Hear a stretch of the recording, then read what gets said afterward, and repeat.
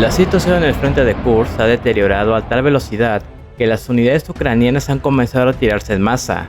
Desde el inicio, se advirtió que Kursk era un error estratégico de primera orden, pero pocos prestaron atención. Ahora, con el colapso de la saliente, lo único que se puede observar es cómo cientos de soldados ucranianos pierden la vida, por el capricho de un comediante, mientras desde Kiev intenta disfrazar la debacle con declaraciones vacías.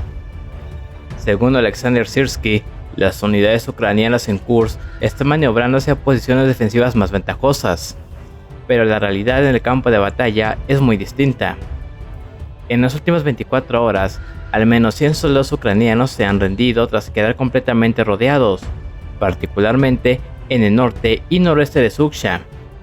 Además, se reporta que varias unidades atrapadas en Ivashkovsky también se entregaron a las fuerzas rusas el 10 de marzo, evidenciando el colapso total de la resistencia ucraniana en la zona.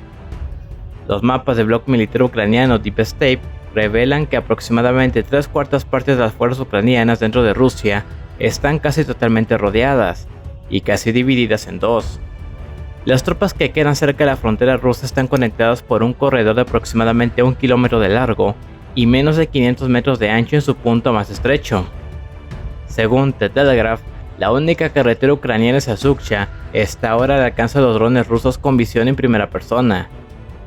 Por esto es que algunos blogueros militares ucranianos señalan el caos en las líneas ucranianas en Kursk y acusan al mando militar de no haber ordenado a tiempo la retirada de las fuerzas desplegadas en territorio ruso, condenándolos a la rendición y a la derrota.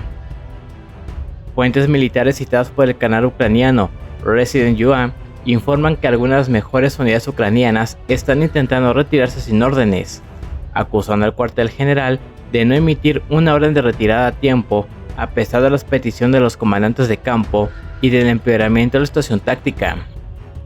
Se afirma que Zelensky retrasó deliberadamente la orden de retirada, con la intención de prolongar la resistencia en Suksha hasta las negociaciones en Arabia Saudita, creyendo que así evitaría debilitar su posición en la mesa de diálogo.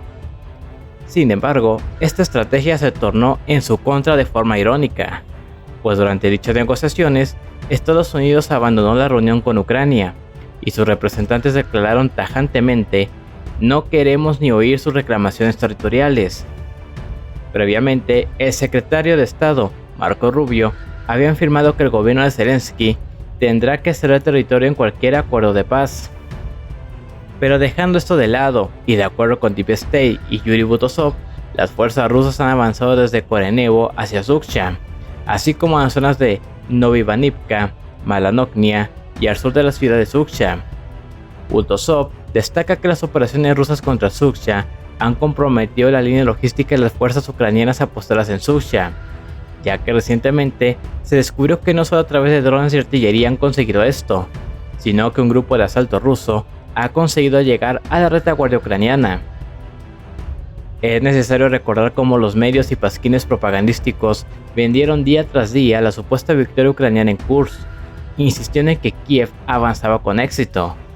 Sin embargo, de victoria en victoria, Ucrania ha terminado en una derrota total, y en cuestión de días, el ejército ucraniano ha perdido Malaya Lognia, Nikolsky, Lebedevka, Kositsa, Pravda, Martinovka, Viktorovka, Staraya Sorochina, Cherkaskoye Porechnoye, Bondarevka, Mirny y Kolmakov.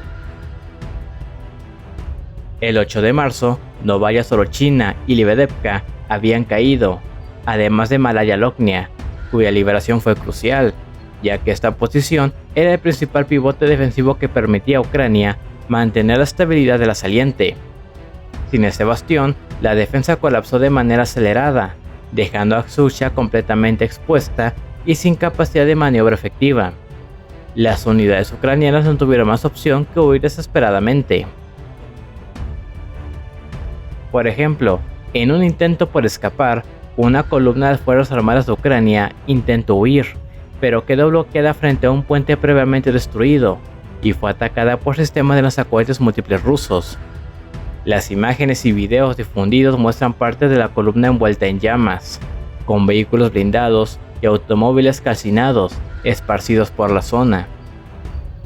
Este desastre táctico ilustra el grado de desesperación de las tropas ucranianas, que, a pesar de conocer la superioridad aérea rusa, incluyendo drones y aviación, formaron una enorme columna e intentaron huir sin éxito. Y ya unidades como la 47 Brigada Mecanizada han reportado que solo una fracción de sus efectivos logró escapar, sufriendo pérdidas devastadoras. Ahora bien, si estas son las consecuencias para una de las unidades más valoradas de Ucrania, ¿qué se puede esperar del destino de aquellas tropas que Kiev considera prescindibles? El 9 de marzo quedó claro que el avance ruso era imparable, por lo que la única opción viable era replegarse lo máximo posible hacia la zona de Sumy. La situación era crítica, ya que las fuerzas rusas avanzaban por ambos flancos de la saliente, desde el noroeste, sobre Vasivka y Novenke, y desde el sureste, a través de Kurilovka. Como resultado, las tropas ucranianas quedaron atrapadas en un cerco operativo, lo que significaba que sus líneas de abastecimiento estaban al borde del colapso, y la posibilidad de una retirada ordenada se reducía drásticamente. Las rutas de abastecimiento ucranianas han sido atacadas durante una semana, y los puentes han sido destruidos. De allí que el temor a quedar sitiados es real, tal como lo afirma un sargento ucraniano en la región de Kursk en declaraciones a The Telegraph. En Sudzha, por ejemplo, los combates han alcanzado el corazón de la ciudad, que se encuentra bajo ataque simultáneo desde 3 frentes: al este desde Zamoste, al norte desde Mirny y al oeste desde Nyashim. Además, desde la retaguardia ucraniana, el grupo de asalto Spetsnaz del gasoducto se encuentra avanzando hacia el centro de Sudzha. Ya varias zonas pobladas ya fueron tomadas gracias a la denominada Operación Potok, una operación que, según los informes, permitió a Rusia infiltrar a 800 soldados en la zona industrial de Sudzha a través de un gasoducto, los cuales tomaron posiciones en edificios de gran altura y abrieron fuego contra las tropas ucranianas desde su retaguardia. El comandante ruso que planificó la operación del oleoducto en Kursk detalló los pasos de la incursión con precisión. Primero, se detuvieron las bombas de presión y se succionó el gas de la tubería, tras lo cual se bombeó oxígeno para permitir la respiración de los infiltrados. Luego, mineros excavaron salas de reunión dentro del sistema de tuberías e instalaron baños, abasteciéndolos con agua, alimentos y municiones para sostener a los soldados durante la operación. Posteriormente, 800 efectivos pasaron a través de la tubería hasta estas salas de reunión, donde esperaron 4 días en completo sigilo, distribuidos entre las salas y los conductos cercanos a la salida. Finalmente, a la señal establecida, los soldados emergieron y tomaron rápidamente la zona industrial de Sudzha. Se estima que la preparación de la operación duró aproximadamente 3 semanas.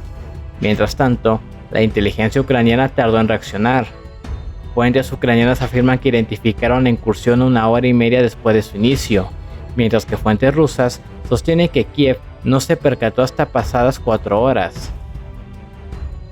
En este escenario, la resistencia ucraniana ha perdido todo sentido, y más aún, dejó de ser una estrategia viable hace tiempo, y ahora mismo, en las calles de Sudzha, los ucranianos se encuentran prácticamente indefensos. Sus drones, que constituían su principal fuerza de ataque, se retiraron hace 2 días, dejando a la infantería sin cobertura aérea, mientras que su artillería resulta ineficaz en el combate urbano. Como resultado, los soldados de las Fuerzas Armadas de Ucrania, en su mayoría refugiados en los sótanos, están siendo golpeados con fuerza, sin posibilidad de organizarse ni presentar una resistencia significativa. Las reservas ucranianas enviadas no han logrado estabilizar la defensa, y en muchos sectores, la evacuación del personal militar herido ha cesado prácticamente en la zona de Sudzha-Kursk. Los rusos además han reforzado la vigilancia sobre todos los accesos a la saliente, con especial atención a la ruta R200 y al eje Yanukivka-Sudzha, y, según Artem Skikny, soldado y partisano ucraniano, la situación se ha vuelto extremadamente compleja y cambiante. En su cuenta de Facebook, relata cómo las fuerzas rusas han intensificado el uso masivo de drones FPV y de fibra óptica para atacar las líneas logísticas ucranianas. Menciona que hacia finales de 2024, la carretera R200 ya estaba siendo acosada por estos drones, aunque en ese momento su número era relativamente bajo y aún era posible contenerlos. Sin embargo, en los últimos días, los enjambres de drones han tenido un impacto devastador, volviendo casi imposible cruzar esta ruta sin ser atacado por las fuerzas rusas. Skikny también advierte que los rusos han implementado una táctica altamente efectiva y perspicaz. Dejan drones en modo de reposo en la carretera, similares a minas, y los activan cuando detectan la presencia de vehículos o tropas enemigas. En algunos casos, los drones no solo detonan el paso de un objetivo, sino que también pueden iniciar una persecución, incrementando aún más el riesgo.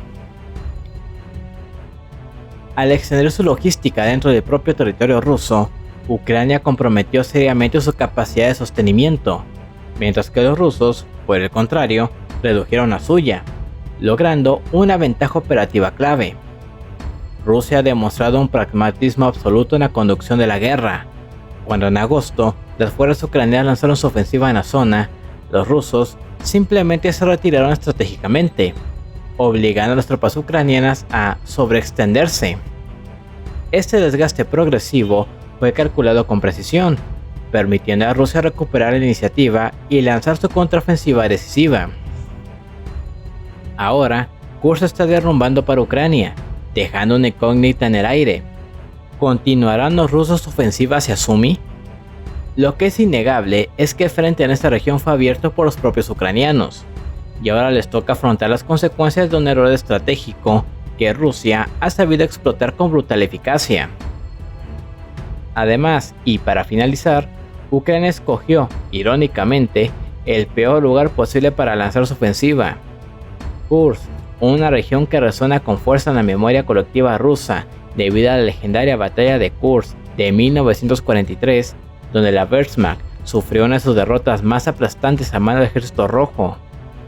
Al intentar abrir un frente en esta zona, Kiev no solo subestimó la capacidad de respuesta de Rusia, sino que despertó un paralelismo histórico inevitable, reforzando el simbolismo de la victoria rusa en el mismo terreno donde, hace más de 80 años, un enemigo igualmente ambicioso y confiado también fue aplastado.